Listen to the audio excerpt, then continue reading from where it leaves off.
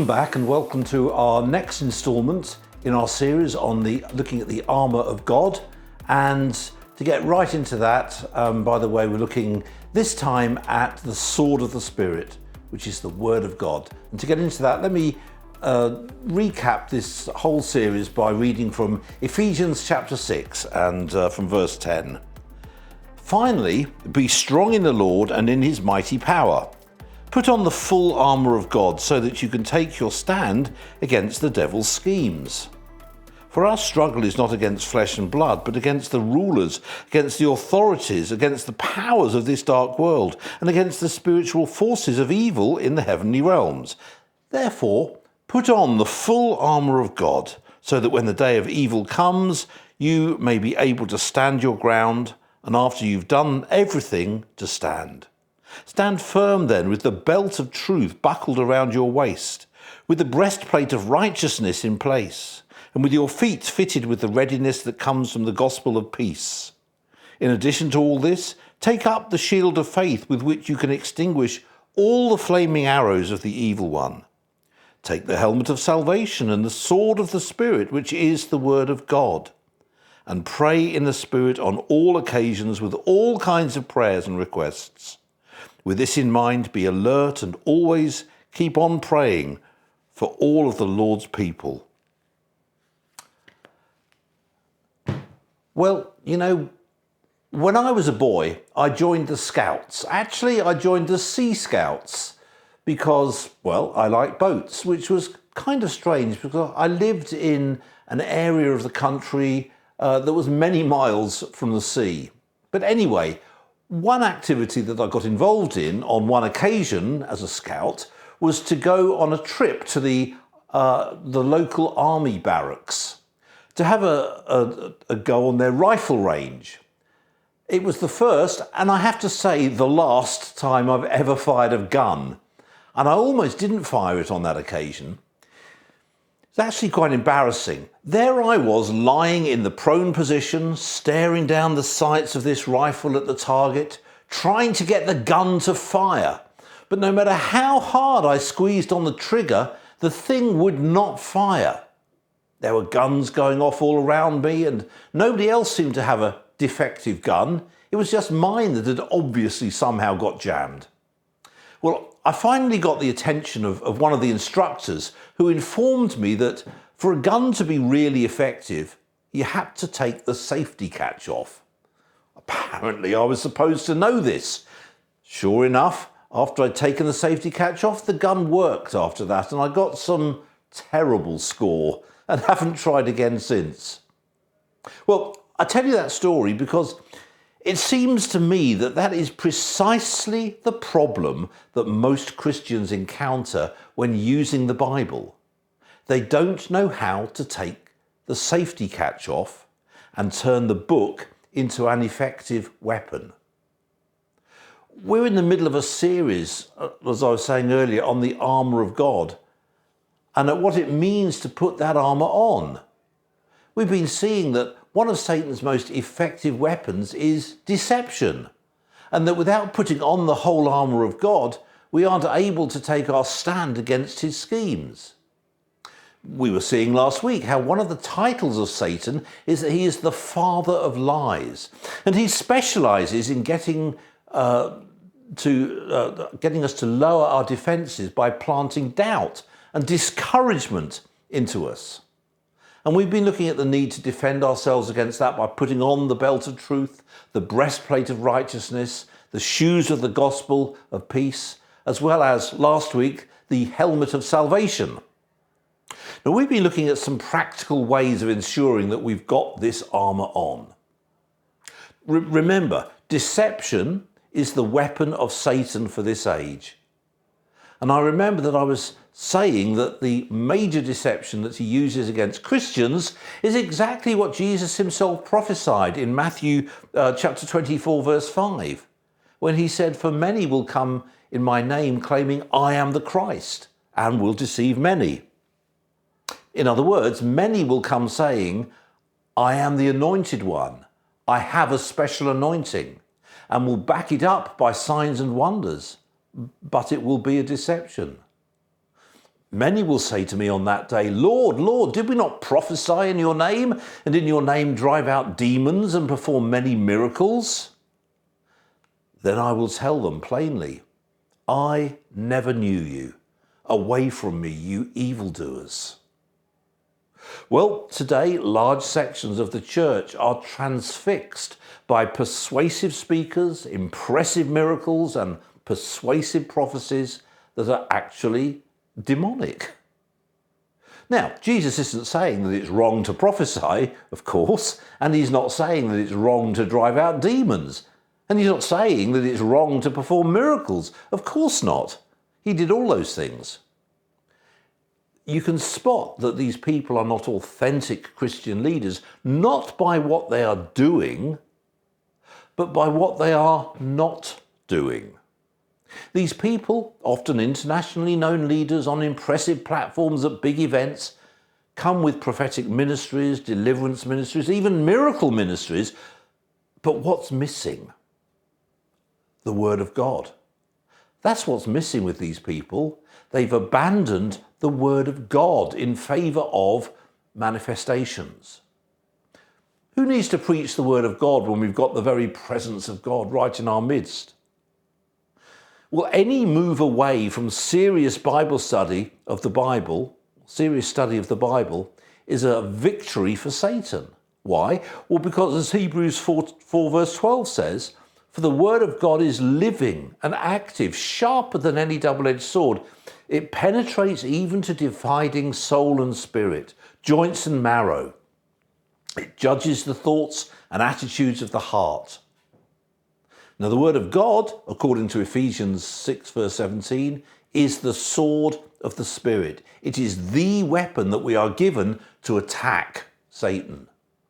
And so it's not all that surprising that Satan is going to focus on trying to get us to put it down. In a number of ways. By getting Christians to doubt that it actually is the Word of God. By throwing doubt upon its accuracy. By convincing Christians that it's boring and irrelevant, and by keeping Christians so busy and so stressed that they don't have the time or the energy to read it. And when they do read it, many Christians don't know how to use it as an offensive weapon. Well, we were looking last time at Genesis chapter 3, where Satan utters his first recorded words, did God really say? And he goes on to tell Eve, you will not surely die. In other words, Satan seeks to reinterpret the Word of God so that the believers who do read it misunderstand it. St. Paul describes the range of applications of the Bible in 2 Timothy chapter 3 verses 16 and 17. He says, all scripture is God-breathed and is useful for teaching, rebuking, correcting and training in righteousness, so that the man of God may be thoroughly equipped for every good work. The Bible is there to equip us for every good work. And what work could be more good than overcoming the attacks of the evil one? So, how do we use the Bible to do just that? How can we take the safety catch off so that the Bible becomes that weapon in our hands? Well, to get a clear picture of that, we need to look at how Jesus did it, how he used the Bible as a sword. Well, the Word of God cannot be effectively used as a sword against the enemy unless it's first been used as a scalpel on ourselves. Have a look at Hebrews 4 verse 12 again. For the Word of God is living and active, sharper than any double-edged sword. It penetrates even to dividing soul and spirit, joints and marrow. It judges the thoughts and attitudes of the heart. When Jesus says in John chapter 5 verse 38 that the Word of God should dwell in us, that we should experience the abiding presence of his Word in our lives. Paul says the same thing in Colossians 3:16. He says, let the Word of God, the Word of Christ dwell in you richly. Now, what does that mean? Well, it means that the starting place for using the Bible effectively as a sword is to firstly use it effectively as a scalpel. Test me, O Lord, and try me. Examine my heart and my mind. For your love is ever before me, and I walk continually in your truth. Now, why would God need to test us and try us when he knows everything about us anyway? Well, because we need to have the true state of our lives revealed to us. And how does God test us and try us so that we can see the true state of our lives? By showing us our lives in the context of the Word of God, the Bible. So, again, 2 Timothy 3:16, all scripture is God-breathed and is useful for teaching, rebuking, correcting and training in righteousness. You can dress a soldier up in the finest uniform ever made and place him on the battlefield, but unless he is fit and well trained, he's not going to last long. Likewise, you can quote all the Bible verses you want to at Satan, but unless you yourself are living in the light of Scripture, Satan will throw them back in your face. It's no good rebuking the father of lies if you yourself aren't walking in the truth. It's pointless shouting at the accuser of the brethren if you yourself are weighed down by the guilt of unconfessed sin. The Bible is a precision instrument when used as a scalpel, so much so that it can separate bone from marrow. You know, we're so good at rationalising how we are and what we do. We live in an age where this is the accepted norm. But the Bible cuts through all of that deception with the precision of a scalpel by revealing the truth and commanding us to measure our lives in the light of that. If we don't do that first, if we don't read our Bibles in the light of the prayer, test me, O Lord, and try me, examine my heart and my mind, we will not be in a position to wield the sword effectively. Let the word of God dwell in you, says Jesus, and secondly, confess it verbally. Speak out the truth of God's word. You know, Revelation chapter 19, verse 15 records that out of his, that's Jesus, out of his mouth comes a sharp sword to cut down the nations. That's a pictorial way of saying that the risen Christ will speak judgment in accordance with Scripture. That's an image that's taken from Isaiah chapter 11, verse 4, which is an Old Testament prophecy about Christ. That's called a messianic prophecy, which says that with righteousness he will judge the needy, with justice he will give decisions for the poor of the earth, he will strike the earth with the rod of his mouth, with the breath of his lips he will slay the wicked. Speaking out the word of God brings truth, justice, and God's judgment into a situation. Ultimately, when the risen Christ comes again to judge the living and the dead, that judgment will come upon the whole world. But John chapter 20, verse 21 tells us that, well, Jesus says, peace be with you. As the Father has sent me, I am sending you. So having dealt with the sin in our lives by using the scalpel of the Word of God, then as we speak out the Word of God, so it brings God's judgment on the activities of Satan. No wonder he wants us to doubt God's Word so badly. He has no defence against a heart that is clean before God and submitted to him, and a mouth that is speaking the truth of the Bible. He has no defence. Under those circumstances, Satan must flee. You know, Jesus demonstrated that in Luke chapter 4, when he was tempted by Satan in the desert. 3 times Satan tempted him, and on each occasion Jesus responded by speaking out Scripture. Confessing the word of God in the face of temptation or in the teeth of an attack is incredibly powerful. It doesn't just protect us, it beats Satan back. So use the word as a scalpel. Confess the word in the face of adversity. And then thirdly, build a stronghold of belief in the word. In other words, do what it takes to be convinced that it is the truth, the whole truth, and nothing but the truth. Satan's been more successful than we care to admit in undermining the average Christian's confidence in the Bible. The emergence of liberal theology in Germany in the early part of the 20th century, with the abandonment of the Bible as God's true and living word, a denial of the virgin birth, of the miraculous, of the resurrection, of the reality of hell, and so on. Liberal theology has undermined the confidence of large parts of the church in the word of God. And this was, in fact, prophesied by Jesus in Matthew 24, where he says that the days of the coming of the Son of Man will be marked by widespread lawlessness. Lawlessness will be ever increasing till it reaches its fullness in the manifestation of the lawless one, he says. Lawlessness is purely and simple the total abandonment of God's word.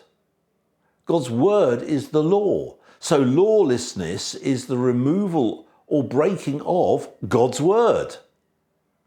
Now, 2 Thessalonians chapter 2 verse 8 tells us that the coming of the lawless one will be in accordance with the work of Satan, displayed in all kinds of counterfeit miracles, signs and wonders, and in every sort of evil that deceives those who are perishing. They're perishing because they refused to love the truth and so be saved. The game plan of the lawless one is to get the people of God to turn from the word of God and be dazzled by the counterfeit signs and wonders. Jesus said, "If you love me, you'll keep my commandments." To refuse to love Jesus Christ, who is the truth, is to refuse to keep his commandments, to regard them as inconvenient or as outdated or as narrow-minded or as just fairy tales.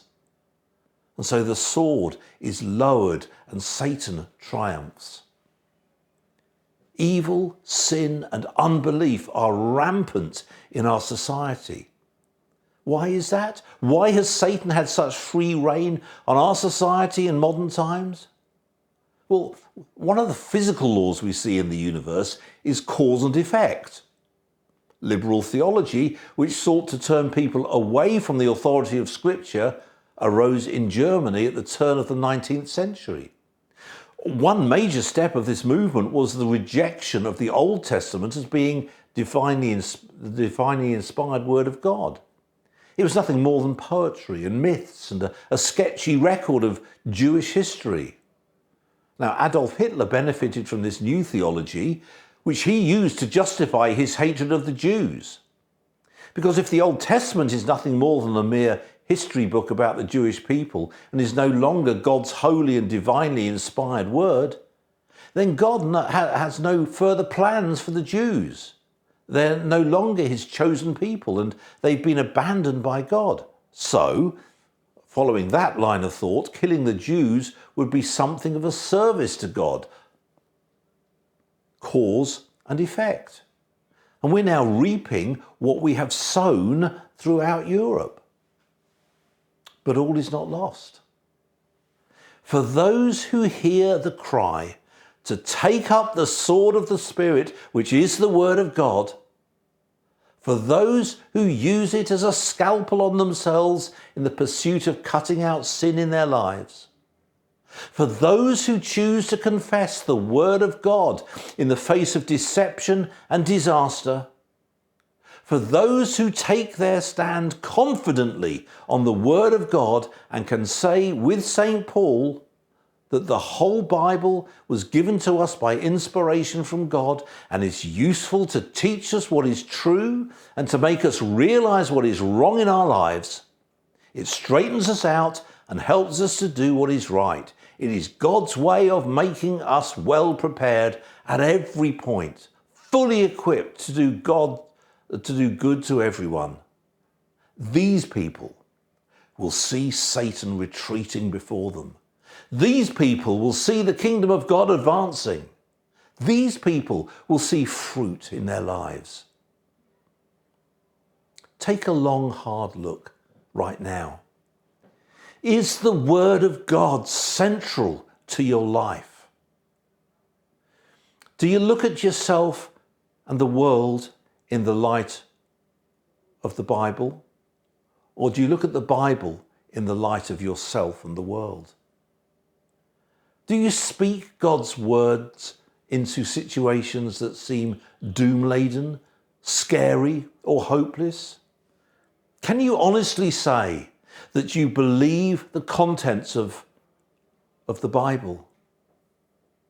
Jesus said, I tell you the truth, until heaven and earth disappear, not the smallest letter, not the least stroke of a pen will by any means disappear from the law until everything is accomplished.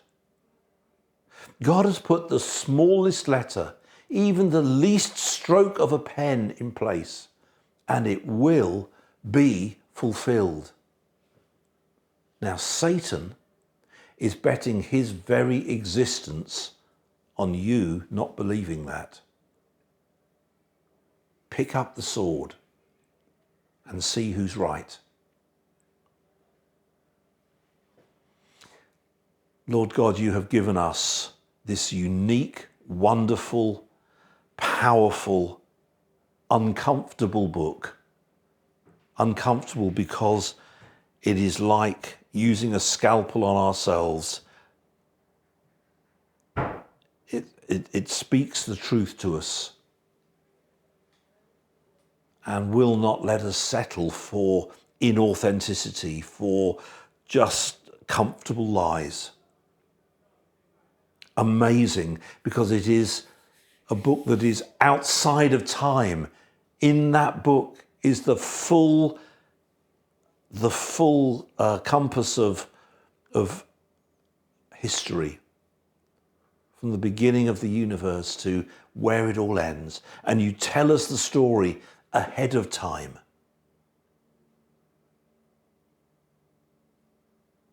Lord, I pray that you would give each of us now a divinely inspired, spirit-driven desire and passion to pick up your word and read it. Not just read it, but apply it. Actually release it in our lives. May we speak it out in situations that seem desperate. May we set the bar for how we live our lives according to what you say in your word.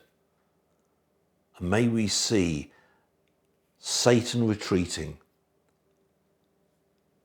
as believing Christians take up the sword of the Spirit that is the Word of God and use it. Take the safety catch off and use it.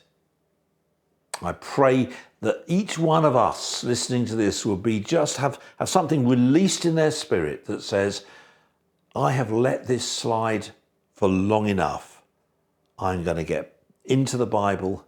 I'm going to read, mark, learn, inwardly digest, and release it in my life. So I pray that for each one of us, for whoever's listening or watching this talk. Lord, release the sword of the Spirit in our lives. I pray in Jesus' name. Amen.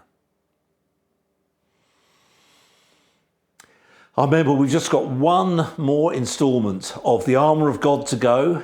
It is looking at it's looking at prayer and how prayer underpins everything we do and really changes things, both in the heavenly realms and here on earth. So don't miss that talk. It's a powerful talk, and if we take it on board, it's going to change things for us. Join me again next time as we bring to a conclusion this series on the Armour of God.